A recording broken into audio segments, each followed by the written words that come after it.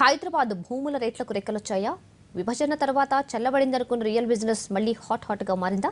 ప్రభుత్వ భూముల వేలంలో రికార్డు ధరలు పలకడం చూస్తే నిజమే అనిపిస్తోంది. రాయదుర్గం, కోకాపేట, మణికొండల్లో భూములను వేలం వేయగా ఎకరాకు గరిష్టంగా 30 కోట్లు చెల్లించేందుకు ప్రైవేటు సంస్థలు ముందుకు వచ్చాయి. హైదరాబాద్లో భూములు హాట్ కేకులేనని మరోసారి నిరూపితమైంది. ప్రభుత్వం నిర్వహించిన ఈ వేలంలో గతంలో ఎన్నడూ లేని విధంగా రికార్డు స్థాయిలో భూములకు ధరలు పలికాయి. రాష్ట్ర ప్రభుత్వం TSIIC ద్వారా రాయదుర్గం, కోకాపేట, మణికొండ ప్రాంతాల్లో భూములను వేలం వేసింది.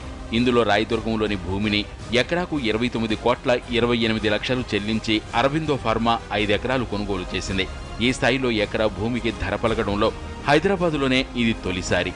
అరబిందో ఫార్మా రాయదుర్గంలోని మరో భూమిని ఎకరాకు 24,88 లక్షల చొప్పున 3.5 ఎకరాలను కొనుగోలు చేసింది.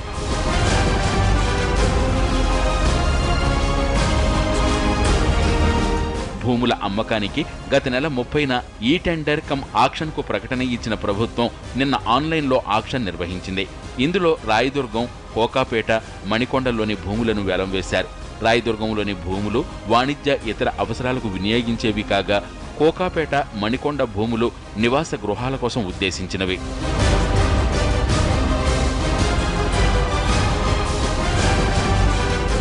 ఉమ్మడి రాష్ట్రంలో రియల్ భూమిగా ఉన్న 2007-2008లో రాయదుర్గంలో వాణిజ్య అవసరాలకు వినియోగించే భూమి ఎకరాకు 18 నుంచి 23 కోట్ల వరకు ధర పలికింది.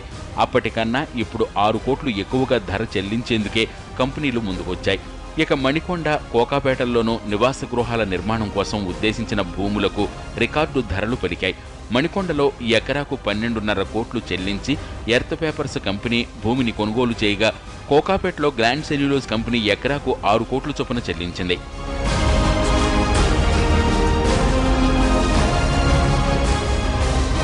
వేలంలో పారదర్శకత ఉండాలనే ఉద్దేశంతో తెలంగాణ ప్రభుత్వం ఈ ఆక్షన్ కమ్ టెండర్ పద్ధతిని ఎంచుకుంది.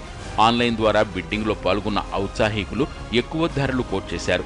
అత్యధిక ధర కోట్ చేసిన వారికి ఆన్లైన్లో టెండర్లు ఖరారు చేశారు.